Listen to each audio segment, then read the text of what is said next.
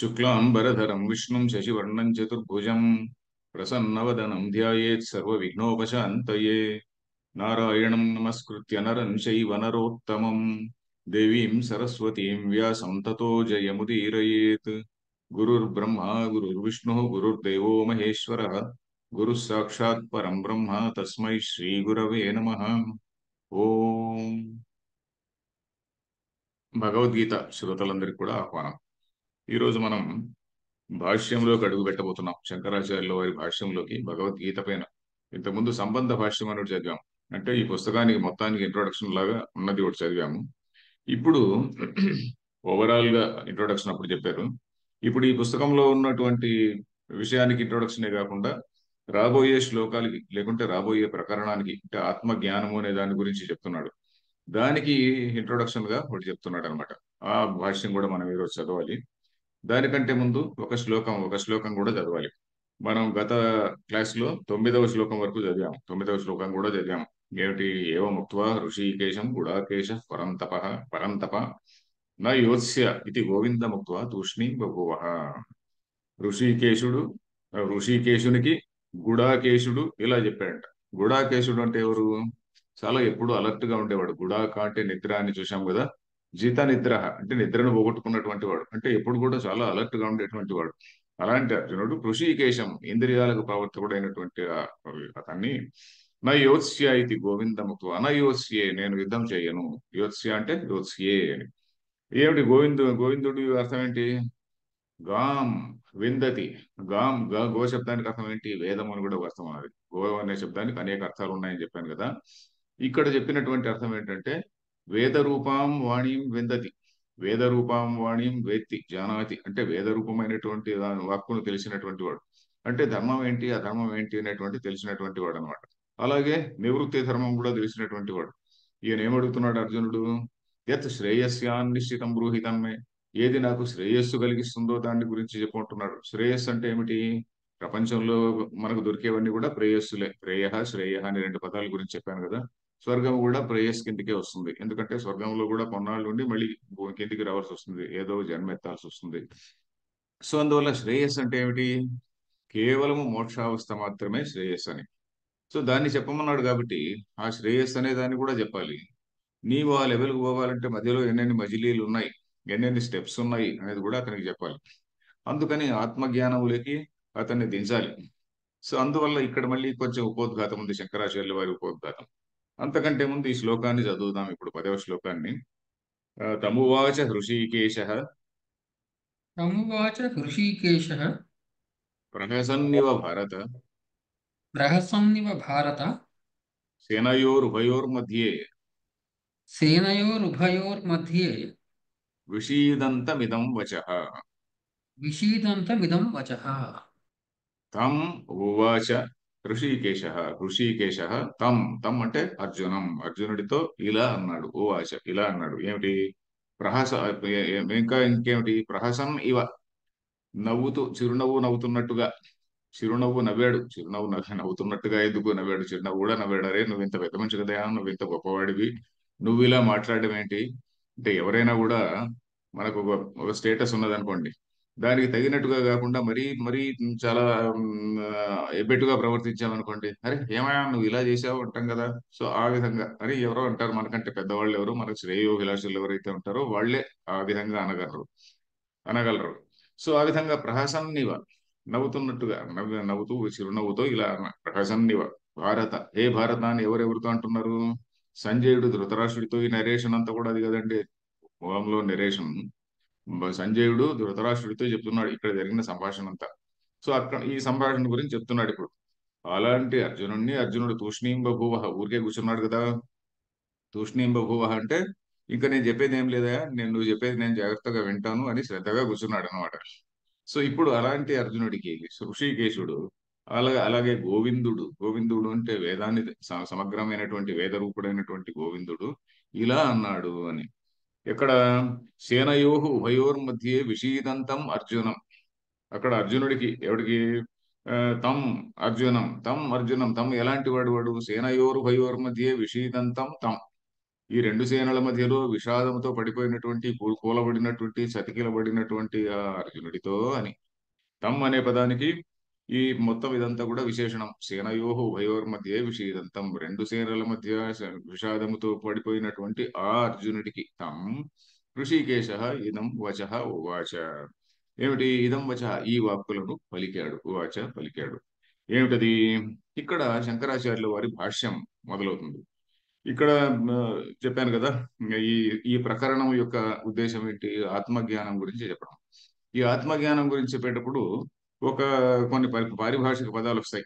శంకరాచార్యుల వారు మనకు ఈ పారిభాషిక పదాలు తెలిసుంటాయి అని అనుకొని ఉంటారు. ఎందుకంటే శంకరాచార్యుల వారు తన కాలం నాటి ఆయన కంటెంపరీ స్కాలర్స్ ఎవరైతే ఉన్నారో వాళ్ళను ఉద్దేశించి అప్పుడు మనం ఇంట్రొడక్షన్ లో చూసాం కదా, భగవద్గీత పైన అనేక విధాలుగా వ్యాఖ్యలు రాశారు. కానీ ఆ, ఉపనిషత్తుల యొక్క తాత్పర్యాన్ని, అంటే ఉపనిషత్తుల యొక్క ఉద్దేశాన్ని సరిగా చెప్పలేకపోయారు. నేను సరిగా చెప్పడానికి ప్రయత్నిస్తాను.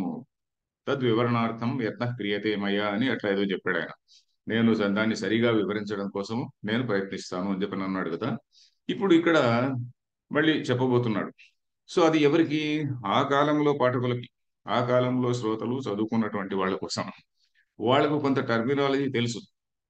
ఎందుకంటే ప్రతి శాస్త్రంలో కూడా కొంచెం టర్మినాలజీ ఉంటుంది కదండి. ఈ రోజు కొంత టర్మినాలజీ గురించి చెప్పుకొని మళ్ళీ శాస్త్రంలోకి దిగుదాం. ఈ టర్మినాలజీ ఎందుకంటే అవసరం అంటే, ప్రతి శాస్త్రంలో కూడా ఉదాహరణకి ఏదైనా టేక్ ఎనీ సైన్స్, ఉదాహరణకి ఏదో ఫిజిక్స్ తీసుకున్నాం అనుకోండి. ఫిజిక్స్ లో మనం వెళ్ళిన వెంటనే ఏదో కొన్ని డెఫినేషన్స్ ఉంటాయి. మాస్ అంటే ఇది మాస్, ఇంకేదో వెలాసిటీ, ఇంకేదో మొమెంటం, ఇంకేదో గ్రావిటీ. ఇట్లా దీని పదాల గురించి కొంచెం అర్థం తెలుసుకోవాలి ఫస్ట్. తెలుసుకున్న తర్వాత మళ్ళీ ఆ శాస్త్రంలోకి మళ్ళీ ఆ పదాలన్నీ వాడుతుంటే మనకు అర్థం అవుతుంది. సో అందువల్ల మనకు ఇక్కడ ఇక్కడ ఈ ప్యాసేజ్, ఒక లాంగ్ ప్యాసేజ్ ఒకటి ఉన్నది. ఈ లాంగ్ ప్యాసేజ్ లో శంకరాచార్యులు వారు చెప్పేది ఏమిటి? జ్ఞాన కర్మ సముచ్చయవాదము అని దానికి పెద్ద పేరుంది. ఏం పేరు విని మీరు భయపడకండి. జ్ఞానం. జ్ఞానం అంటే ఏమిటి? ఇక్కడ ఆత్మజ్ఞానం. ఆత్మజ్ఞానం అంటే జీవుడు ఈజ్ ఈక్వల్ టు బ్రహ్మ, జీవ బ్రహ్మైక్యము అనేటువంటిదే ఆత్మజ్ఞానం. దాని యొక్క సమరి. అది ఎలాగనేది మనం పోతూ పోతూ పోతూ ఉంటే క్రమక్రమంగా మనకు తెలుస్తుంది. జీవ ఈ ఆత్మ జ్ఞానము తర్వాత కర్మ, ఈ రెండు కూడా కలిపి చేయాలన్నా ఎలా చేయాలి? జ్ఞానం ముఖ్యమా, కర్మ ముఖ్యమా, ఎలా చేయాలి, ఏమిటి, ఇట్లాంటివన్నీ కూడా ఆ కాలంలో వాదోపవాదాలు చాలా ఉండేవి. సో దాన్ని గురించి చెప్పబోతున్నాడు ఈయన. కొంతమంది ఏమనుకుంటారంటే కొంతమంది చాలా ఎదుగు మోడర్న్ పీపుల్, ఎడ్యుకేటెడ్ పీపుల్, వీళ్ళు శంకరాచార్యుల భాష్యాన్ని ఎవరో టీచర్ చెప్పేది నేనేంది వినడం అని చెప్పని వాళ్ళు మేము చదవలేమా అనే ఉద్దేశంతో తీస్తారు. తీసి దీనికి ఏదో ట్రాన్స్లేషన్ తీస్తారు అనమాట. ఏది ఇంగ్లీష్ ట్రాన్స్లేషన్ ఏదో తీస్తారు. తీసిన తర్వాత ఏమిటి? శంకరాచార్యులు కామెంటరీలో మామూలుగా చెప్పకుండా ఏదేదో అబ్స్ట్రూస్ డిస్కషన్స్ అన్ని ఉంటాయండి అంటారు. చాలా చదువుకున్నటువంటి వాళ్ళు చెప్పేటువంటి మాటలు. ఈ అబ్స్ట్రూస్ డిస్కషన్స్ అని మనం ఎందుకు అనుకుంటున్నాము? Because we don't know the context. ఆయన ఎవరిని ఉద్దేశించి చెప్తున్నాడో, ఎవరిని గురించి చెప్తున్నాడో, ఏం చెప్తున్నాడో మనకి ఏమీ తెలియదు. అందువల్ల మనకు అన్ని అబ్స్ట్రూస్ కనిపిస్తుంది. అలా కాకుండా మనం నిజంగా ఒక టీచర్ దగ్గర వింటే, భగవద్గీత కొంచెం భాష్యం చదివినటువంటి టీచర్ దగ్గర వింటే మనకి ఇదంతా దీని రిలవెన్స్ తెలుస్తుంది. ఈ ఈ ఆర్గ్యుమెంట్స్ అన్ని కూడా ఇప్పుడు వాళ్ళకి కూడా పనికొస్తాయి. ఇప్పుడు ఈ ఆర్గ్యుమెంట్స్ అన్ని కూడా ఆ కాలంలో ఉన్నటువంటి వాళ్ళ కోసం చెప్పాడు అని కాదు.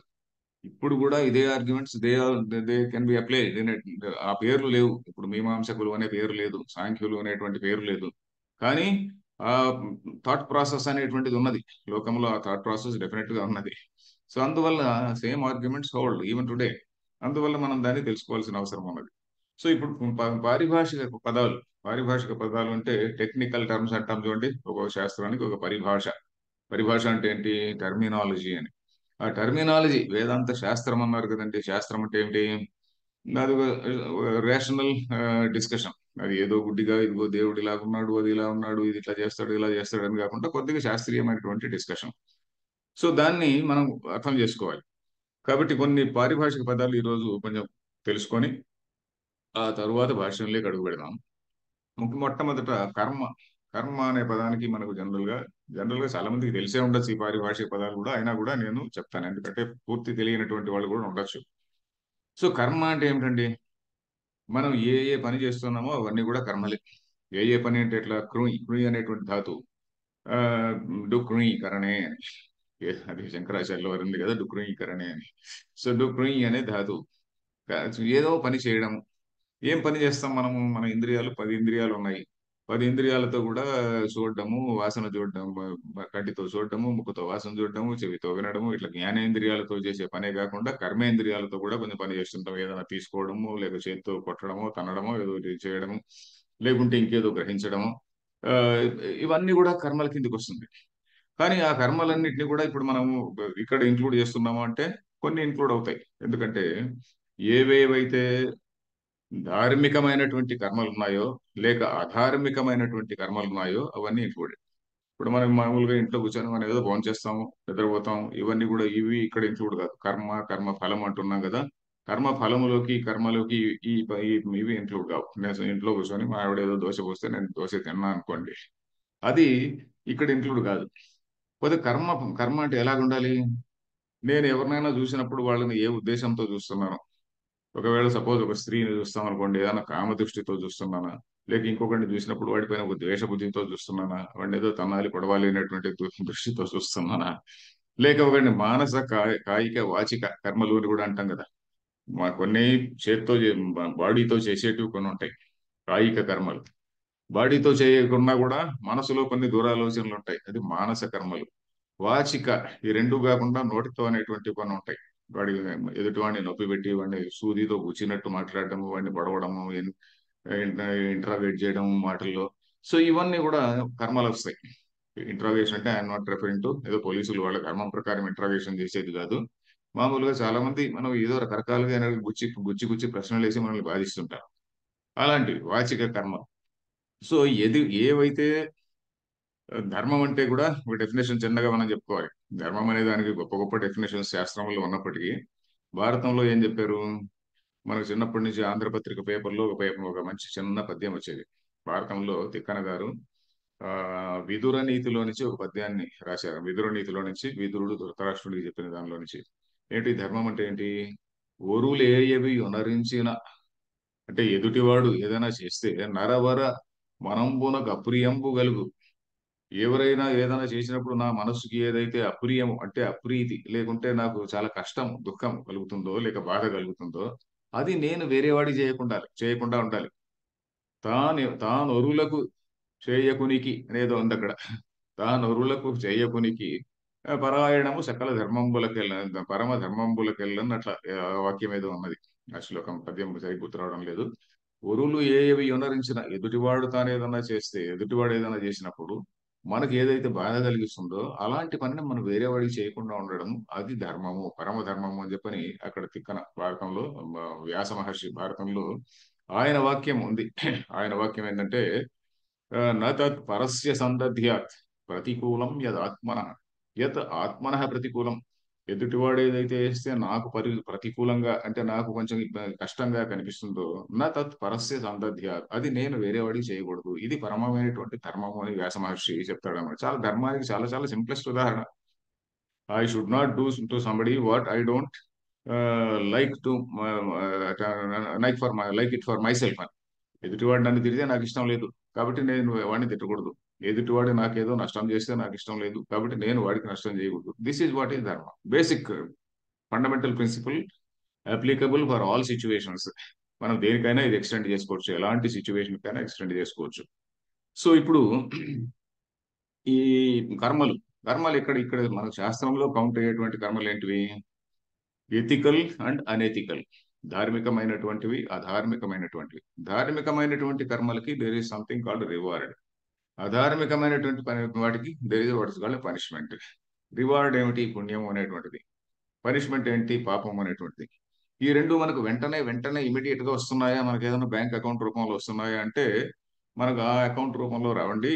They they are they are there in the shape of, in the name of one. దానికి ఒక టెక్నికల్ పదం ఇచ్చారు, ఏమిటంటే అపూర్వము అన్నారు. అపూర్వము అనే పేరిట ఒక పుణ్యము అనేటువంటిది ఒక అకౌంట్ ఉంటుంది. అదే అపూర్వం అనే పేరిట ఒక పాపము అనేటువంటిది కూడా ఒక అకౌంట్ ఉంటుంది. ఈ అకౌంట్ అన్ని మెయింటైన్ చేసేవాని ఎవరు? మనకు దాని పురాణాల్లో మనం ఒక క్యారెక్టర్ను కూడా దీనికోసం సృష్టించుకున్నాం. ఆ క్యారెక్టరే చిత్రగుప్తుడు అని. చిత్రగుప్తుడు పేరు కూడా విచిత్రం, బాగుంది చూడండి. చిత్రం అంటే చాలా వండర్ఫుల్ గా, చాలా గొప్పగా, మార్వలస్ గా, ఎక్సలెంట్ గా. గుప్త గుప్ అనేటువంటి ధాతువుకి రక్షించడము అని అర్థం. ప్రొటెక్ట్ చేయడం. మనం మామూలుగా గుప్తా అంటే వైశ్యుల్ని గుప్తా అంటుంటాం. దేన్ని రక్షిస్తున్నాడు ఆయన? ఎకానమీ సృష్టించడం ద్వారా సమాజాన్ని రక్షిస్తున్నాడు కాబట్టి అతన్ని గుప్తా అంటున్నారు. గుప్తా అనే పదానికి అర్థం ఏంటంటే సమాజాన్ని రక్షిస్తున్నాడు. ఏ విధంగా? Is creating economy, is creating jobs, revenue for the state. So ఇక్కడ ఏంటిది? గుప్తా అంటే రక్షించడం. దేన్ని రక్షిస్తున్నాడు? మన పుణ్య పాపాల అకౌంట్ అన్నింటిని కూడా చాలా విచిత్రమైన రీతిలో ఆయన ప్రొటెక్ట్ చేస్తున్నాడు. డేటా ప్రొటెక్షన్ అనుకోండి. సో డేటా చాలా సేఫ్ గా ప్రొటెక్ట్ చేస్తున్నాడు. సో అలాంటి చిత్రగుప్తుడు అనమాట. ఇది వండర్ఫుల్ అకౌంటెంట్, అరే వండర్ఫుల్. ఇప్పుడు ఈ కాలం భాషలో చెప్పాలంటే ఏదో ఒక సూపర్ కంప్యూటర్ లాగా అన్ని పెట్టుకొని కూర్చున్నాడు అనమాట. సో పుణ్య పాపాలన్నీ కూడా ఉంటాయి. అది ఎప్పుడు ఫలం ఇస్తాయి? ఎప్పుడో ఒకప్పుడు ఫలం ఇచ్చి తీరాలి. అంటే మనకి ఇంకోటి ఏంటంటే ఈ జన్మ ఒకటే కాదు కదా, అనేక జన్మల్లో మనం చేసినటువంటి కర్మలు కూడా ఉంటాయి. ఆ కర్మలన్నిటికీ కూడా కొంచెం పుణ్యము పాపము ఉంటాయి. ఆ అనేకమైనటువంటి కర్మల్లో కొన్ని కర్మలు కలిసి ఒక జన్మనిస్తాయి. కొన్ని కర్మలన్నీ, సపోజ్ బ్యాడ్ కర్మలు కొన్ని ఉన్నాయనుకోండి, ఆ కర్మలన్నీ కలిసి ఏదో పంది జన్మనో కీటక జన్మనో ఏదో ఇస్తుంది. ఇంకేదో కొంచెం కొన్ని మంచి పనులు, ఇంకో కొన్ని చెడు పనులు కలిసి ఉందనుకోండి, మంచి చెడుల మిశ్రణం ఏదో ఉన్నదనుకోండి, అది ఆ, మనుష్య జన్మనిస్తుంది. సో ఆ విధంగా మనుష్య జన్మ కూడా ఏమిటి? మనుష్య జన్మను కూడా మన వాళ్ళు ఏమన్నారంటే it is an opportunity for the fellow. ఏమిటి? ఒరేయ్, నువ్వు సత్యాన్ని గురించి తెలుసుకోవడానికి, నువ్వు కొంచెం సెల్ఫ్ కరెక్షన్ చేసుకొని నీ పుణ్యం అనేటువంటి అకౌంట్ను పెంచుకోవడానికి, అలాగే కాకుండా ఇంకా కొంచెం ప్రయత్నం చేసి అల్టిమేట్ రియాలిటీ ఏమిటో దాన్ని తెలుసుకోవడానికి, రియాలిటీనే తెలుసుకుంటే నీకు మళ్ళీ మరణ చక్రం ఉండదు, జన్మ మరణం అనేటువంటి చక్రం ఉండదు. ఈ విధంగా చెప్పారన్నమాట. సో కర్మ అంటే ethical and unethical actions which give some positive or negative result. ఇది కర్మ అనేటువంటి. కర్మ ఫలాన్ని కూడా మనం మామూలుగా కర్మ అనే పదం కర్మ అనే పదంతోనే కర్మ ఫలము అనే అర్థం కూడా వస్తుంది. సందర్భాన్ని బట్టి ఇది నా కర్మ అంటుంటాం, వీడు నా కర్మ కొద్ది దొరికాడా అంటుంటాం. అక్కడ మనకు తెలియకనే మనము నా కర్మ అంటే ఏమిటి? నా కర్మ యొక్క ఫలం, బ్యాడ్ కర్మ ఏదో చేసుకున్నా వీడు నా ముఖానికి తగిలాడు అని చెప్పని అనుకుంటున్నాం. సో మామూలుగా మనం చేసినటువంటి పని కర్మ అంటే కర్మ యొక్క ఫలము. కానీ కర్మ అనే పదం సంస్కృతంలో లేదండి. మనకు తెలుగులో మనం ఏదో పెట్టుకున్నాం. అది చాలా కన్వీనియంట్ గా కూడా ఉన్నది, అది వాడుకోవచ్చు మనం. సో అది కర్మ అనేటువంటిది అది అనమాట. సో ధర్మం అనేటువంటి దానికి కూడా సింపుల్ డెఫినేషన్ ఒకటి చెప్పుకున్నాం. తర్వాత ఈ కర్మలు మనకు శాస్త్రంలో కొన్ని క్లాసిఫికేషన్ చేశారు. కొన్ని నిషిద్ధ కర్మలు, don'ts don'ts you should not do this, don't do this అనే 10 కమాండ్మెంట్స్ ఏవో ఉంటాయి కదండి, అలాంటివి డోంట్స్ అన్నమాట. తర్వాత కొన్ని కంపల్సరీగా చేయాల్సినటువంటి, యాజ్ ఎ సిటిజన్ నువ్వు చేయాల్సినటువంటి డ్యూటీస్ ఏమిటి? మన కాన్స్టిట్యూషన్ లో మన ఫండమెంటల్ రైట్స్ అని ఉన్నది. కానీ మన ధర్మంలో ఏమిటంటే ఫండమెంటల్ రైట్స్ అంటూ చెప్పలేదండి, ఫండమెంటల్ డ్యూటీస్ అంటూ చెప్పారు. అందుకనే మనకు వేదాంతం చెప్పేటువంటి స్వామీజీలు ఏమంటుంటారంటే, తత్వ విధానంద గారు ఏమంటారంటే, hours is a society of duties, not of rights అని అంటారు వారు. ఎవరు? మన స్వామి తత్వ విధానంద గారు ఉన్నారు కదా, ఆయన అంటారు. సో అంటే ఏమిటి? నువ్వు తప్పకుండా చేయాల్సినటువంటి పనులు మనకు చెప్పారు. ఏమిటది? కొన్ని నిత్య కర్మలు అన్నారు. వాటిని నిత్య కర్మలు అంటే ఉదాహరణకి దానిలో కొంచెం ఉదాహరణకి సంధ్యావందనం అనేటువంటిది ఒక నిత్య కర్మ. సంధ్యావందనంలో ఏమిటి గొప్పదనం ఏంటి? అంటే నా యొక్క స్వరూపం పరమాత్మ స్వరూపం కంటే భిన్నం కాదు. నేను ఒకడే కాదు, ప్రపంచంలో ఉన్నటువంటి అన్ని జీవులను కూడా నేను పరమాత్మ రూపంగా చూడాలి అని నన్ను నేను 3 సార్లు రిమైండ్ చేసుకుంటున్నా రోజుకు. So that my approach to them is perfect. నా అప్రోచ్ వాళ్ళతో మాట్లాడేటప్పుడు కానీ, వాళ్ళతో వ్యవహారం చేసేటప్పుడు కానీ సరిగ్గా వ్యవహారం చేస్తాను. So that is first of all correcting the lens, correcting the right, having the right spectacles I go about. అది సంధ్యావందనం అన్నమాట. తర్వాత కొన్ని కంపల్సరీ డ్యూటీస్ కొన్ని ఉన్నాయి. దేవయజ్ఞం అన్నారు, దేవుళ్ళని పూజించడం. అతిథి యజ్ఞం అన్నారు, అతిథికి భోజనం పెట్టడము. అలాగే భూత యజ్ఞం, పశువులకు జంతువులకు అన్నం పెట్టడము. వీటన్నిటి గురించి నిదానంగా నిత్య కర్మలు అని వచ్చినప్పుడు చెప్పుకుందాం అది. ఎందుకంటే దీని కాంటెక్స్ట్ మళ్ళీ కూడా వస్తుంది. ఇప్పుడు చాలా చాలా టూకీగా చెప్తున్నాం. దేవయజ్ఞము, అతిథి యజ్ఞము, భూత యజ్ఞము, స్వాధ్యాయ యజ్ఞము అంటే మనం మన శాస్త్రాన్ని చదువుకోవడము. ఇట్లాంటివన్నీ చెప్పారు. 5 యజ్ఞాలు, పంచమహాయజ్ఞాలు అని చెప్పారు అన్నమాట. సో అది నిత్య కర్మలు. నిత్యం అంటే ఏంటి? ప్రతిరోజు అని కాదు, ఎసెన్షియల్ గా చేయవలసినవి. నిత్య ప్రతిరోజు చేయాలి అంటే ఎసెన్షియల్ గా చేయాలి అనేటువంటివి. అలాగే నైమిత్తిక కర్మలు అని కొన్ని చెప్పారు. అది కూడా కంపల్సరీగా చేయాల్సినవే. నైమిత్తికం అంటే ఏంటి? ఏదో ఒక నిమిత్తం. నిమిత్తం అంటే ఏదో ఒక కాంటెక్స్ట్. ఏదో ఉపనయనం చేయాలి. ఉపనయనం అనేటువంటిది ఒక ఫంక్షన్ అనుకోండి. అదేమిటది, సంస్కారం. మనకు 16 సంస్కారాలు, షోడశ సంస్కారాలు అంటారు కదండి. పిల్లవాడు పుట్టినప్పుడు, పిల్లవాడు కానీ అమ్మాయి కానీ జాత కర్మ అనేది ఒకటి ఉంటుంది. అక్కడ ఒక చిన్న సంస్కారం ఉంటుంది. ఏదో పేరు పెట్టడము ఇట్లాంటివన్నీ కొన్ని ఉంటాయి. తర్వాత అలానే ఇంకో నెక్స్ట్ స్టేజ్కి వచ్చిన తర్వాత ఇంకేదో వెంట్రుకలు కత్తిరించడం అనేటువంటి అదొక సంస్కారము. ఆ తర్వాత బాయ్స్కి అయితే వాడికి ఏదో ఉపనయనం అనేటువంటిది ఒక సంస్కారము. ఇట్లా ఆడవాళ్ళకు వేరే సంస్కారాలు ఉన్నాయనుకోండి. ఈ సంస్కారాలన్నీ కూడా వాటిని ఇంగ్లీష్లో మనం సోషియాలజీలో దాన్ని రైట్స్ ఆఫ్ ప్యాసేజ్ అంటారు. సోషియాలజీలో దాన్ని ఏమంటారంటే right, R I T E, right, not R I G H T, but R I T E, rites of passage అంటారు. అంటే ఒక దశ నుంచి ఇంకో దశకు వెళ్ళడం. బ్రహ్మచారి అంటాడు అనుకోండి, అంతవరకు చిన్నవాడు పిల్లవాడుగా ఉన్నటువంటి వాడు అప్పుడు జందం ఇక్కడ పడుతూనే వాడు ద్విజుడు అవుతాడు. అంటే రెండవ జన్మ ఎత్తినవాడు అవుతాడు. So it is a passage from one stage to another stage.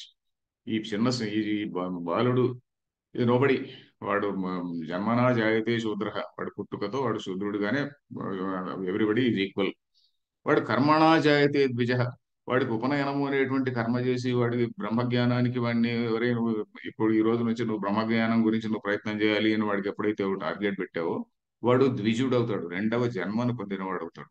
So ఇలాంటివి అక్కడ ఒక కర్మ ఉంది. అక్కడ ఏమేమి కర్మలు ఉంటే కొన్ని రిచువల్స్, కొన్ని వేదిక మంత్రాలు చెప్పి కొంచెం పురోహితులు వాళ్ళు వీళ్ళు వచ్చి ఒక పెద్ద హంగామా చేస్తారు.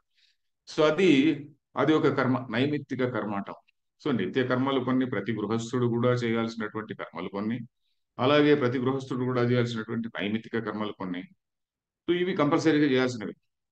ఇది గాక మనిషికి కొంచెం కోరికలు కూడా ఉంటాయి, చాలా కోరికలు ఉంటాయి.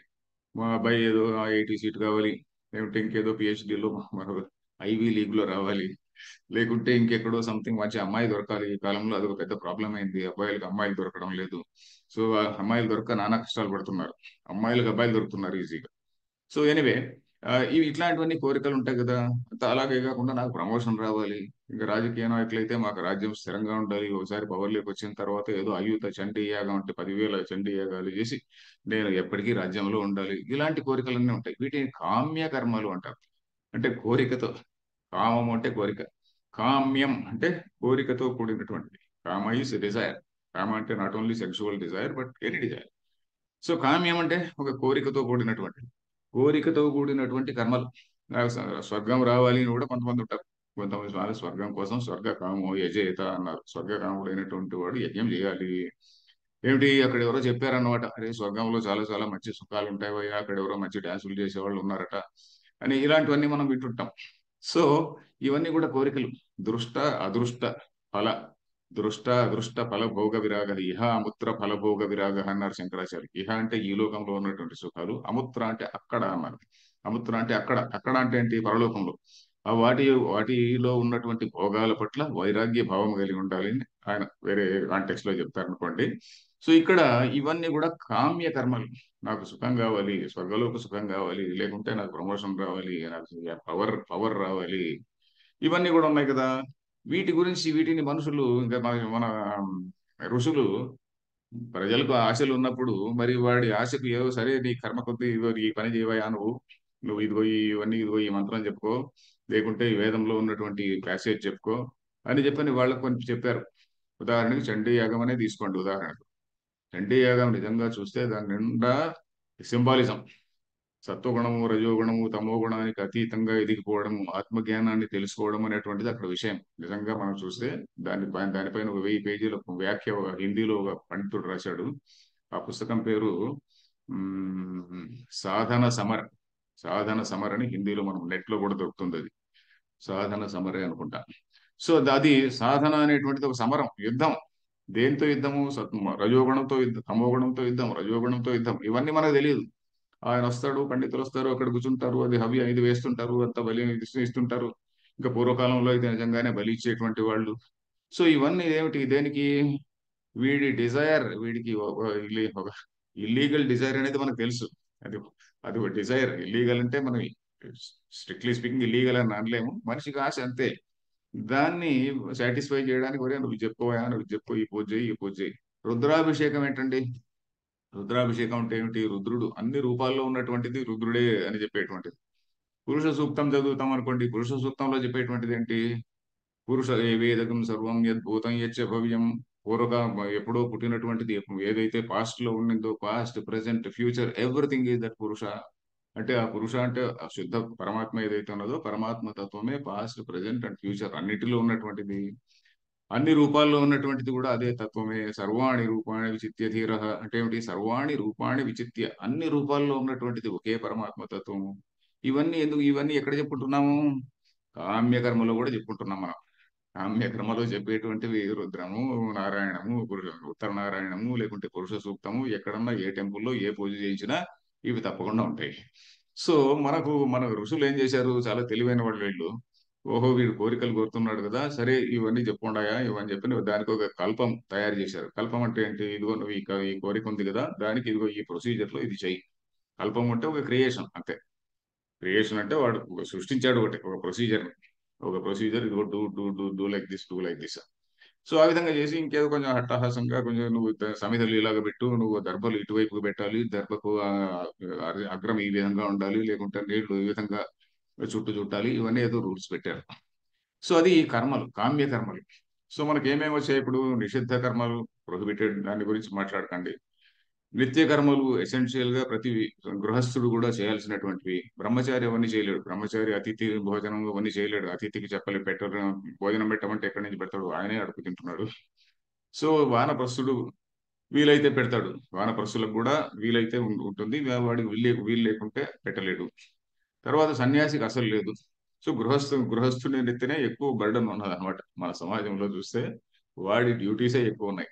తర్వాత ఇంకేంటి? ధర్మం ఉంటే ఇంకా మిగతా నిదానంగా చెప్పుకుంటూ పోదాంలేండి. పోతే కర్మలు ఉంటే ఇవి నిషిద్ధ కర్మలు, నే- నిత్య కర్మలు అంటే ఎసెన్షియల్ గా చేయాల్సినటువంటివి. నైమిత్తిక కర్మలు ఒక నిమిత్తం, ఒక అకేషన్, లేకుంటే ఒక రైట్ ఆఫ్ ప్యాసేజ్ అన్నాను కదా, అది నైమిత్తిక కర్మలు. కామ్య కర్మలు ఇట్లా డిఫరెన్షియేట్ చేశారన్నమాట. సో వీటన్నిటికి కూడా కొంచెం ఫలం ఉంటుంది. ఎందుకంటే మన హ్యూమన్ యాక్షన్స్ అన్నిటిని కూడా మనం ఎథికల్ అండ్ అనెథికల్ అని చెప్పి డివైడ్ చేయొచ్చు. ఏదో శరీరం నిమిత్తం భోజనము, అటు చూడటము ఇటు చూడటము, లేకుంటే పేపర్ చూడటము, ఇట్లాంటివి తప్ప మిగతా అనేక కర్మల్లో ఎదుటివాడికి ఏదో మంచి చేయడము, మేలు చేయడము, మానస వాచిక కాయిక కర్మలు ఉంటాయి. సో వీటిని మనం తీసుకోవాలన్నమాట. ఇది కర్మ అంటే ఇది. కర్మ ఫలం అంటే ఏమిటి? ఈ కర్మలన్నిటికి కూడా ఎప్పుడో ఒకప్పుడు ఫలం రావాల్సిందే. ఇమీడియట్ గా రాకపోవచ్చు. కొన్ని కర్మలు కలిసి క్యుములేటివ్ గా ఒక జన్మనిచ్చి ఆ జన్మలో వాడు కొన్ని కర్మలు చేస్తుంటాడు.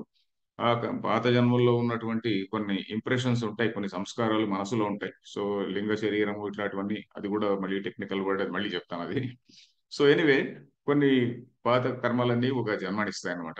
ఆ జన్మలో వాడు మంచో చెడు ఏదో చేస్తుంటాడు, మళ్ళీ ఇంకొక మరణం పొందుతాడు, మళ్ళీ ఇంకొక జన్మ, మళ్ళీ ఇంకొక మరణము. దీన్ని సంసరణము అంటారు. సంసరణం అంటే ఒక చక్రంలో తిరగడం. దీన్ని సంసారము అన్నారు. సంసారం అనే పదానికి భార్య పిల్లలు, సంసారంలో అంతా బాగున్నారు అంటే భార్య పిల్లలు అమ్మ నాయన తాత ఇవన్నీ కాదు.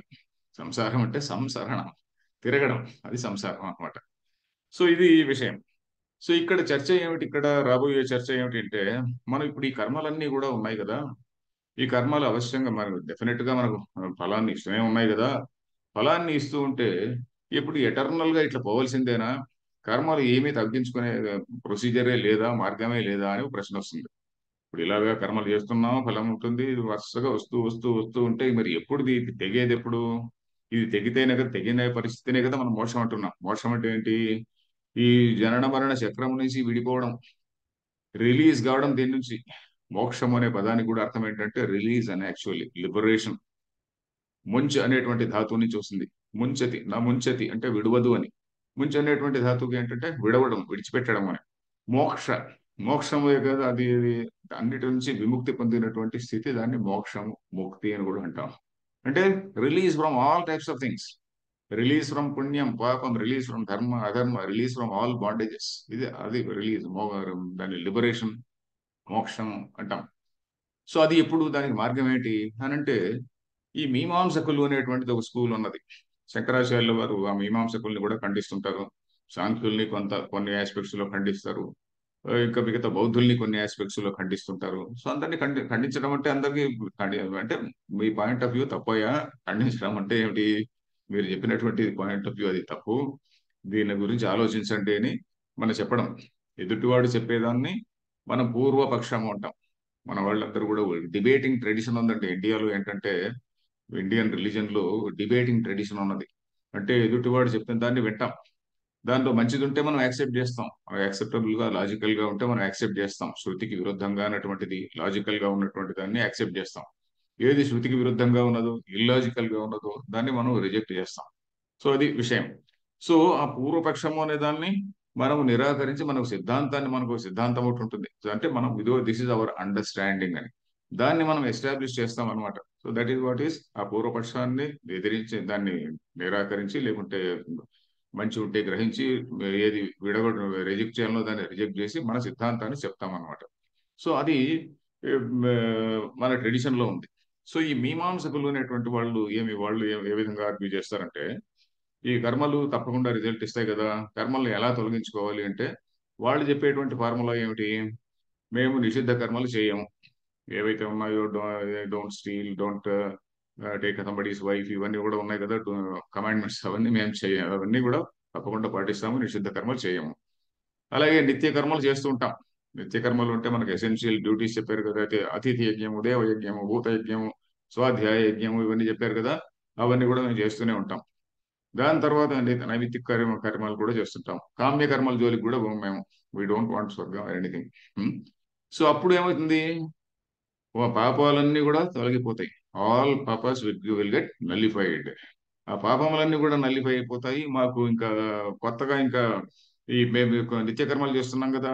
నిత్య కర్మలు చేసినందువల్ల ఆ పాపాలన్నీ ఎగిరిపోతుంటాయి. కామ్య కర్మలు అసలే చేయం కాబట్టి ఇంకా కర్మ ఫలము అనేటువంటిదే ఉండదు. సో దాట్ ఆ విధంగా ఆ మాకు కర్మ అంతా ఉన్న కర్మ అంతా కూడా న్యూట్రలైజ్ అయిపోతుంది. మాకు జీరో జీరో బ్యాలెన్స్ మిగులుతుంది.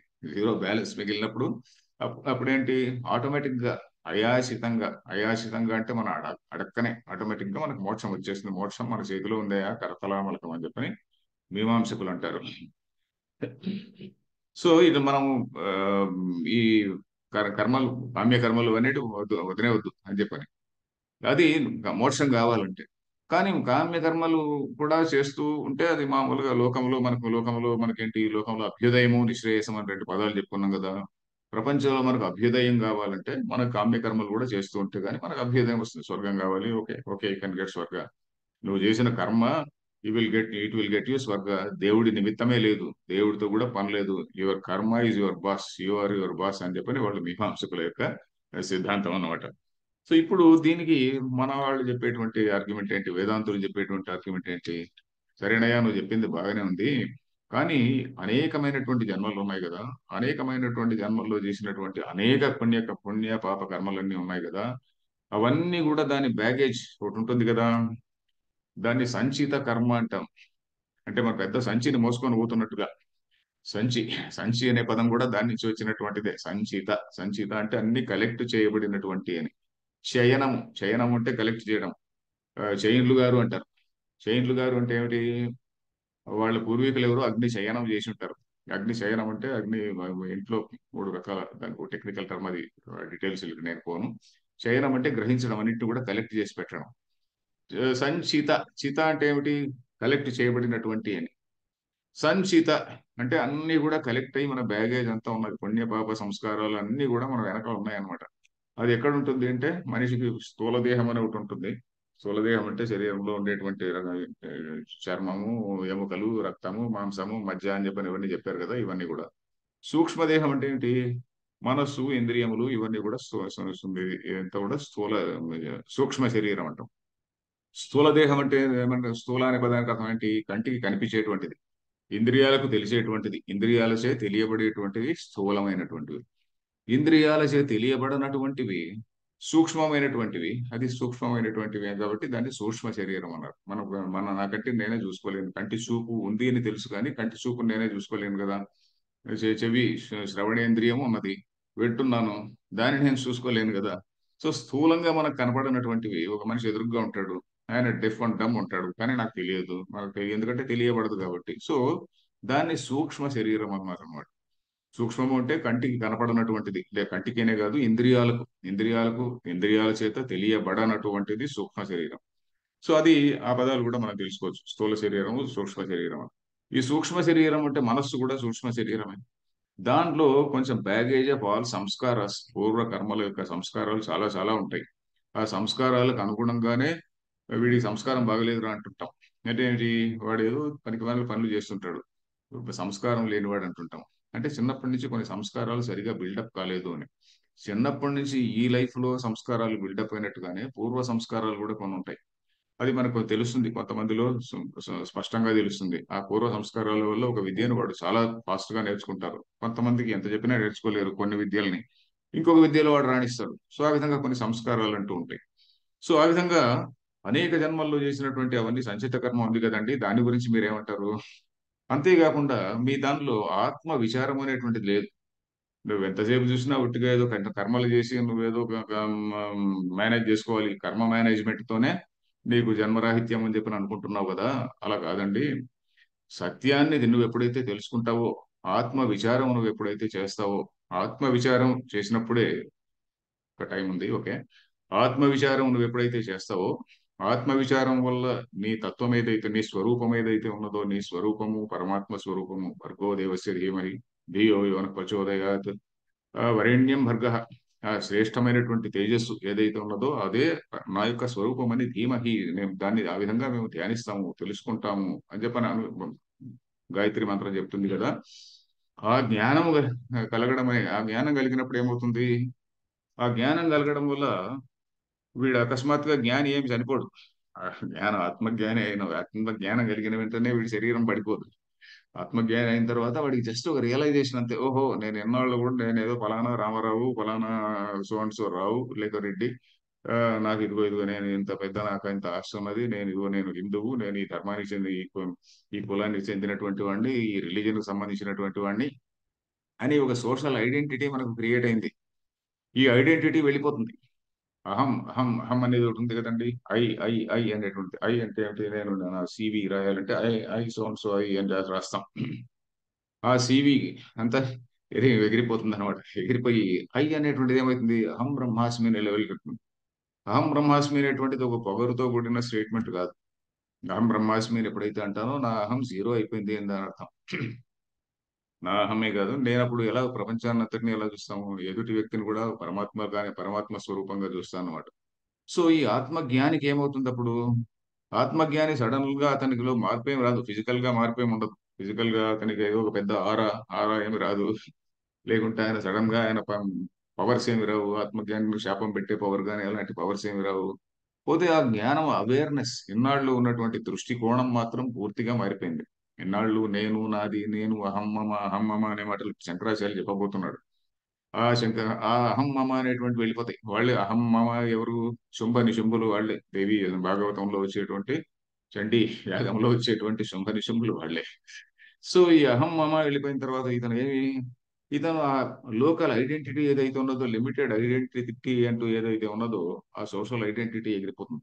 ఎగిరిపోయిన తర్వాత ఇతను హీ బికమ్స్, ఒక ఉపనిషత్తు ఒక మాట అంటుంది, అతివర్ణాశ్రమి అంటుంది బృహదారణ్యక ఉపనిషత్తు. అంటే అతని వర్ణము ఆశ్రమం అన్నింటినీ దాటి ఎదిగిపోతాడు. అతివర్ణాశ్రమి అంటే అతీత్య గచ్చతి, దాన్ని అంతటిని కూడా ట్రాన్సెండ్, ఈ transcends his limitations. What all social limitations society has imposed some limitations అని పుట్టిన వెంటనే మనం వాడి పైన స్టాంప్ వేస్తున్నాం.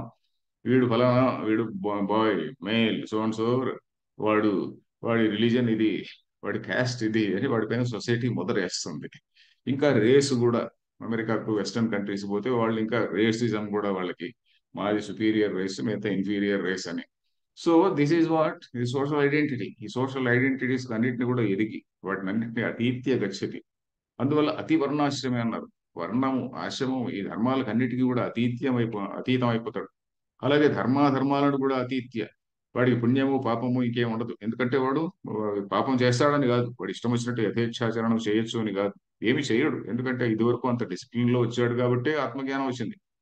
ఆ డిసిప్లిన్ లో వచ్చినాడు కాబట్టి అతను ఎలాంటి చెడు పని చేయడు.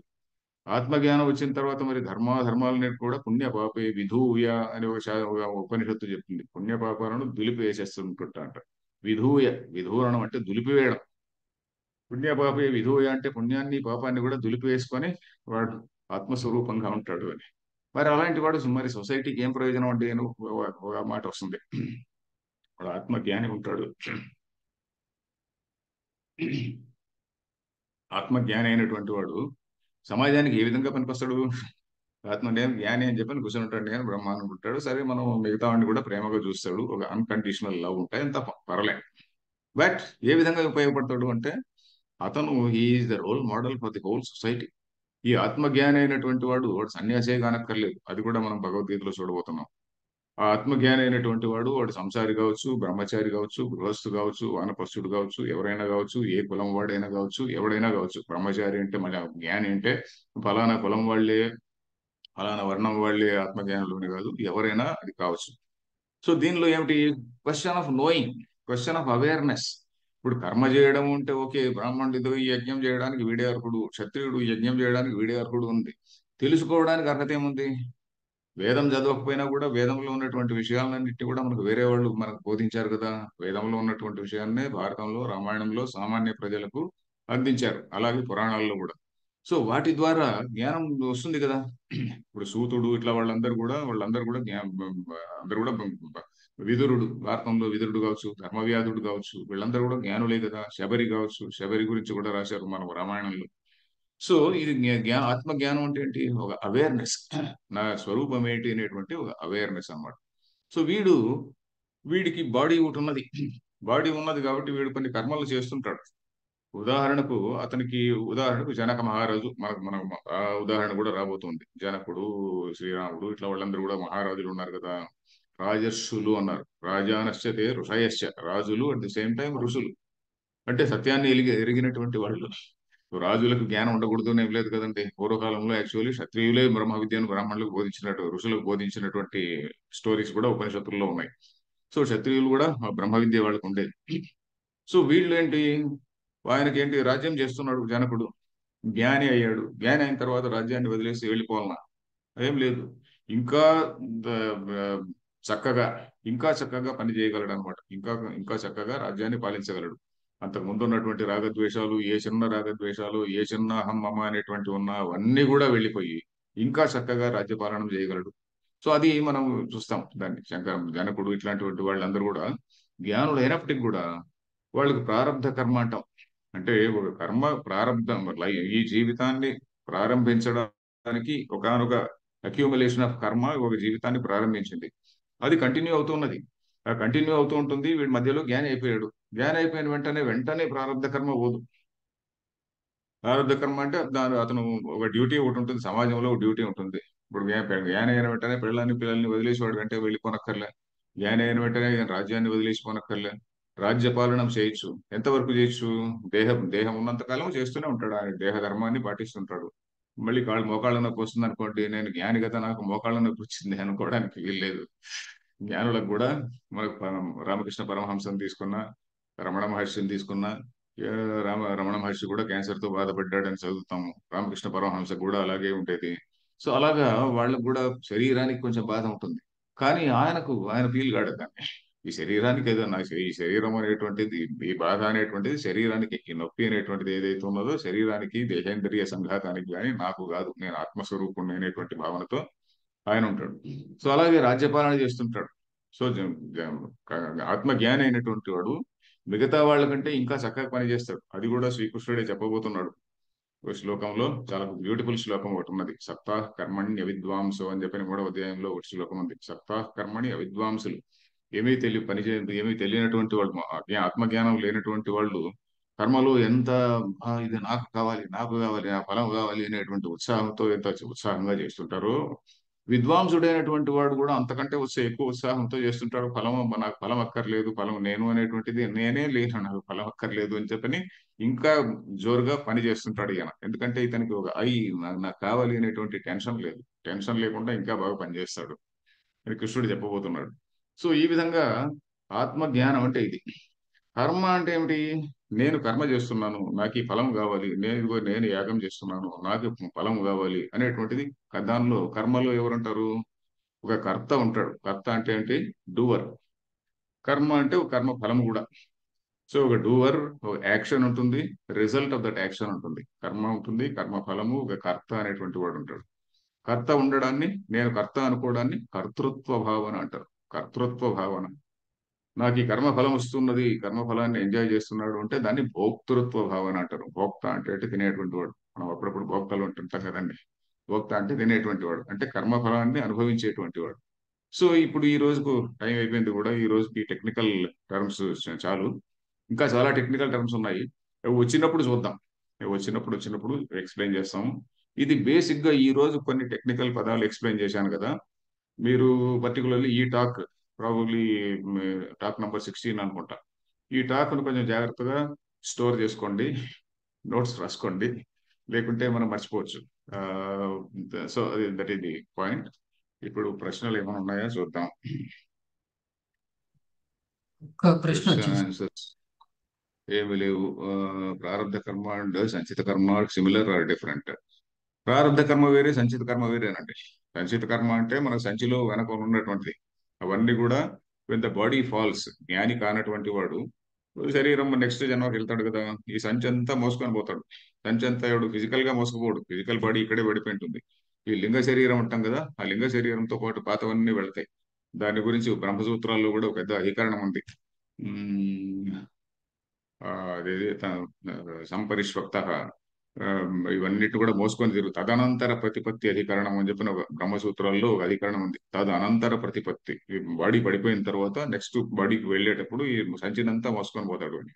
ప్రారంధం అంటే ఇక్కడ జ్ఞాని అయినటువంటి వాడు, ఆ జ్ఞాని జన్మ పుట్టించడానికి కలిగించడానికి ఏ ఏ కర్మలన్నీ ఒక అక్యూములేషన్ ఆఫ్ కర్మలన్నీ కూడా కారణమయ్యాయో, ఆ కర్మలు జ్ఞానం తర్వాత కూడా, బికాజ్ బాడీ ఉన్నది, ఎందుకంటే బాడీ ఉన్నంత కాలం అతను ఏదో కర్మ చేయాల్సిందే. సో దాన్ని ప్రారంధ కర్మ అంట. కానీ ప్రారంధ కర్మ కూడా లేదు అని వాదన ఉంది అనుకోండి, అది హయ్యర్ లెవెల్. అది హయ్యర్ లెవెల్ డిస్కషన్, కొంచెం చాలా సటిల్ డిస్కషన్ అది. ఆ తర్వాత ఎప్పుడన్నా సందర్భం వచ్చినప్పుడు చెప్పుకుందాం. ఇప్పుడు మామూలుగా స్టూడెంట్ కి బోధించే లెవెల్లో ప్రారంధ కర్మ ఉన్నది అని చెప్తాము. ప్రారంధ కర్మ ఆ బాడీ ఉండే వరకు ఉంటుంది. సంచిత కర్మ ఇది డిఫరెంట్. అంతేనండి. సో ఈ రోజుతో ఇక్కడికి ఆపేద్దాం. Tomorrow will again meet. ఎందుకంటే మనకు మండే క్లాస్ లేదు కాబట్టి రేపటి రోజు, కనీసం రేపటి రోజు భాష్యాన్ని మొదలు పెడతాం. ఆ, ఓం పూర్ణమద పూర్ణమిదం పూర్ణాత్ పూర్ణముదచ్యతే పూర్ణస్య పూర్ణమాదాయ పూర్ణమేవ అవశిష్యతే. ఓం శాంతి శాంతి శాంతి. హరి ఓం తత్సత్. ధన్యవాదాలు ఆచార్య.